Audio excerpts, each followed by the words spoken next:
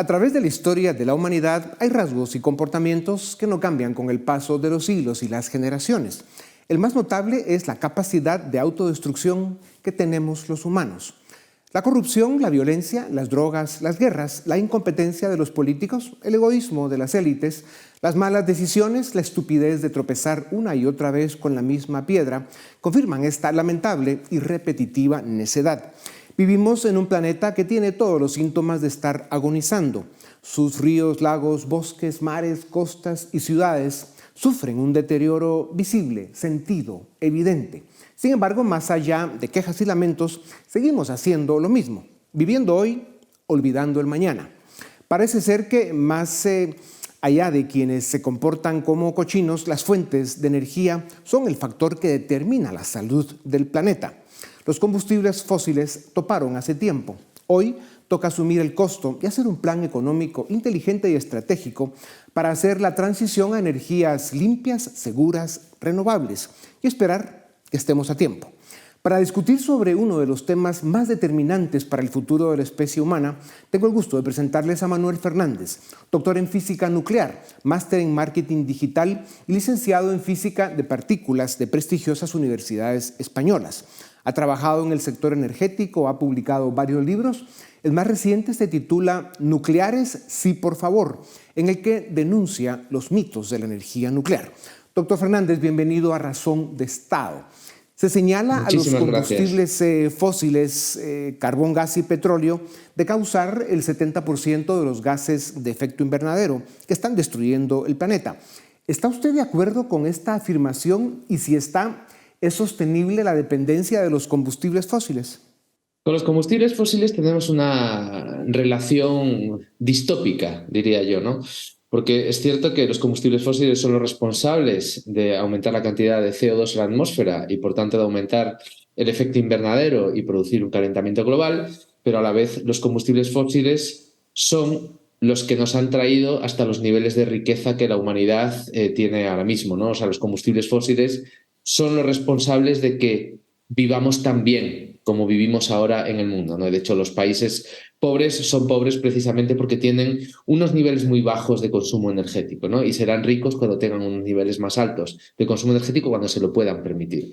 Y los combustibles fósiles han sido esa base que nos ha permitido progresar a la humanidad, sobre todo a partir de la revolución industrial, claramente a partir del siglo XVIII y fundamentalmente del siglo XIX. Pero es cierto que están generando ciertos problemas, ¿no? Y es cierto que esos problemas debemos abordarlos y debemos abordarlos con firmeza y con celeridad, ¿no? Entonces existen otras energías hacia las que tenemos que transitar, energías renovables, energía nuclear, almacenamiento, ahorro y eficiencia y, sobre todo, desarrollos tecnológicos que sean capaces de conducirnos hacia una transición energética que debemos abordar lo antes posible. Ya. Doctor, la AIE reportó que en 2020 el mundo usó un 4% menos de energía fósil y llegó a 62%. El uso de energía renovable subió a 28%. Sin embargo, como ya decías, además de la criminal invasión a Ucrania y la cintura política de los productores de combustibles fósiles que sin duda nos han llevado hasta donde estamos en bienestar y desarrollo, pues están comprometiendo la transición a una energía limpia, ¿no? Como sucede con las drogas, si hay demanda, habrá producción. Parece que el mundo está adicto a los combustibles fósiles. Es cierto, hay un tema de costo y disponibilidad, pero compromete el futuro, como también lo mencionabas. ¿Cómo se gestiona esta ambivalencia? ¿Cómo convencer a la economía y al mercado que se debe invertir hoy en algo que tendrá beneficios para la siguiente generación? ¿Sigue siendo más barato contaminar el planeta? Es complicado porque las transiciones energéticas deben atender a tres parámetros que tienen igual relevancia. Por un lado, un sistema energético tiene que ser capaz de asegurar el suministro, por otro lado, tiene que ser sostenible medioambientalmente, pero por otro lado, tiene que ser también sostenible económicamente. De nada nos vale tener un sistema muy limpio, pero que sea extraordinariamente caro y nadie lo pueda pagar, y de nada nos vale tener un sistema muy barato que sea extraordinariamente sucio, ¿no? Y nos genere problemas posteriores. Sin embargo, los países del mundo que todavía no se han desarrollado, que están en vías de desarrollo, no están preocupados por el cambio climático. Tienen otras preocupaciones mucho más urgentes y mucho más reales. Sus preocupaciones climáticas están en el orden de prioridad muy abajo en su escala, ¿no? Digamos que los países concienciados con una transición energética y los que realmente están dispuestos a invertir y a gastar dinero en una transición energética son primero los que se lo pueden permitir, es decir, los países ricos. Por eso la transición energética está siendo liderada fundamentalmente por Europa y por otros países, fundamentalmente los países de la OCDE.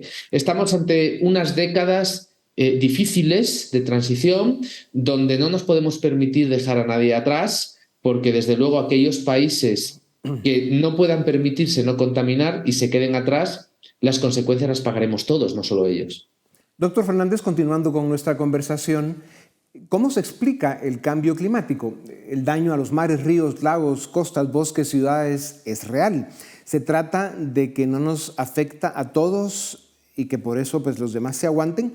¿Cómo se puede justificar la matemática financiera de la transición para profundizar un poco más en esto? Bueno, es un problema de difícil resolución, ¿no? Dentro del IPCC, del Panel Intergubernamental del Cambio Climático, hay un grupo especial de estudio que se dedica a la economía del cambio climático y lo que tratan es de estudiar cuál va a ser el impacto del cambio climático en las economías a nivel mundial, ¿no? Hasta ahora mismo, a fecha de hoy, no hay consenso sobre si el calentamiento global que se ha producido hasta ahora mismo, el que ya se ha producido, tiene efectos positivos o negativos en la economía. No está nada claro, ¿vale? Lo que sí está muy claro es que a futuro, dentro de unas décadas, el impacto en las economías del cambio climático va a ser claramente negativo. Eso es un hecho. Es un hecho fundamental. Los trabajos de Nordhaus, que es Premio Nobel de Economía, así lo certifican, ¿vale? Lo que no está tan claro es si lo que nos estamos gastando tratando de mitigar el cambio climático y no consiguiéndolo va a ser peor que tratar de gastarnos ese dinero en la adaptación al cambio climático. Porque al final estamos viendo que ante los efectos adversos de la naturaleza, incendios, terremotos, huracanes, etcétera, los países que son ricos sufren muchísimas menos consecuencias, ¿no? Entonces, al final hay un equilibrio entre tratar de mitigar el cambio climático y correr el riesgo de no conseguirlo y gastarse ese dinero en desarrollar a los países pobres para que cuando el cambio climático llegue estén mejor adaptados y puedan resistir mejor esos impactos. Hay un equilibrio de difícil evaluación que es lo que tenemos que discutir con mucho cuidado, claro. Las fuentes de energía alternativa de moda y que están creciendo son solar y viento. Las hidro son más complejas, aunque también crecen. Sin embargo, se habla menos de la energía nuclear, que se considera manejable en temas de limpieza, seguridad y confianza. ¿Cómo comparan las fuentes de energía calificadas de no contaminantes?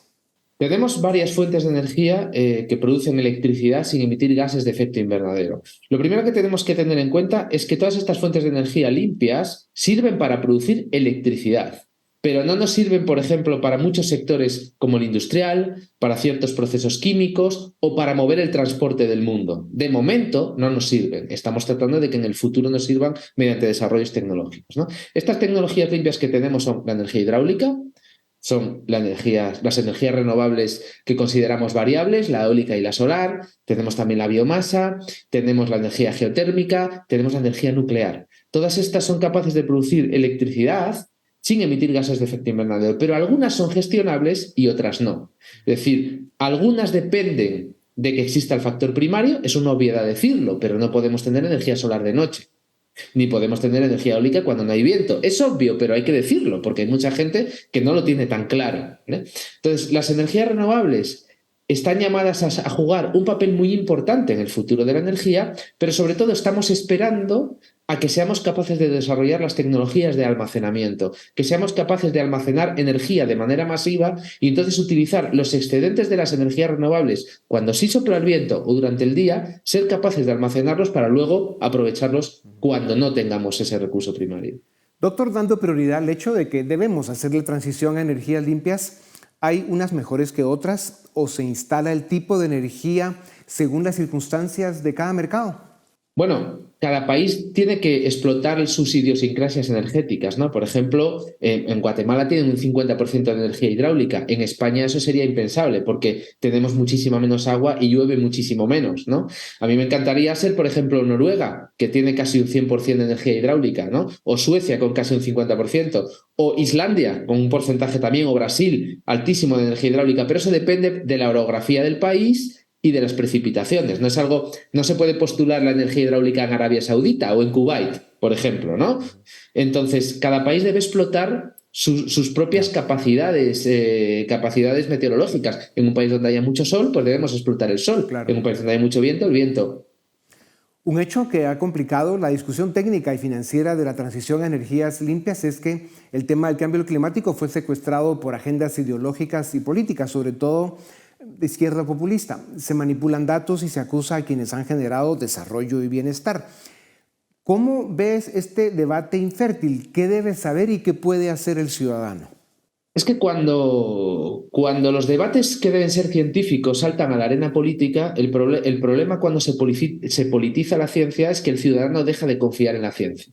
Y eso es un problema muy grande, porque el cambio climático es un problema científico muy complejo, es un problema realmente extraordinariamente complejo, y esto la gente debe entenderlo. Y la ciencia del clima es una ciencia que va evolucionando, pero evoluciona lentamente, es parte del proceso científico. No podemos pretender tener todas las respuestas mañana. El problema es que en esas incógnitas que la ciencia todavía no es capaz de responder, en esos resquicios se esconden las ideologías populistas para tratar de arrimar el ascua a su sardina y tratar de conducir los relatos ideológicos, ¿no? Y esto es un problema, porque al final lo que convertimos todo es en una lucha ideológica absolutamente estéril, que no nos lleva a nada, y estamos perdiendo la energía que deberíamos focalizar en resolver los problemas, la estamos gastando en pelearnos entre nosotros, ¿no? Con lo cual es algo que debemos cortar de raíz y deberíamos todos empezar a pensar de otra manera, ¿no? Doctor Fernández, continuando con nuestra conversación, en su último libro sobre las nucleares, afirmas que la energía nuclear es una forma segura y no contaminante de generar electricidad. ¿Cuáles son los argumentos principales? Fundamentalmente dos, que son claramente empíricamente demostrables con los datos, ¿no?, que nos da la ciencia. El primero es que las centrales nucleares no emiten gases de efecto invernadero en su operación. Cuando una central nuclear está funcionando, no emite CO2 porque no hay ningún tipo de combustión de ningún combustible fósil, ¿vale? Y cuando uno tiene en cuenta todo el ciclo de vida, desde la minería del uranio hasta la construcción y el desmantelamiento de una central nuclear, en todo ese ciclo de vida, el nivel de emisiones de CO2 de una central nuclear es el más bajo de todas las tecnologías que existen para generar electricidad, incluidas la solar y la eólica. Y por otro lado, cuando uno atiende al número de fallecidos por una cierta tecnología, como por ejemplo la energía nuclear o cualquier otra, y las compara en todo el ciclo de vida, uno ve que la energía nuclear provoca el mismo número de fallecidos para generar una determinada cantidad de energía que la energía solar. Y son las dos más seguras que existen. Y esto nos lo dice la ciencia. Doctor, independientemente del debate sobre la fuente de energía limpia y su costo, hoy seguimos usando más del 60% de energía de fuente fósil. Y no está fácil bajar de ahí.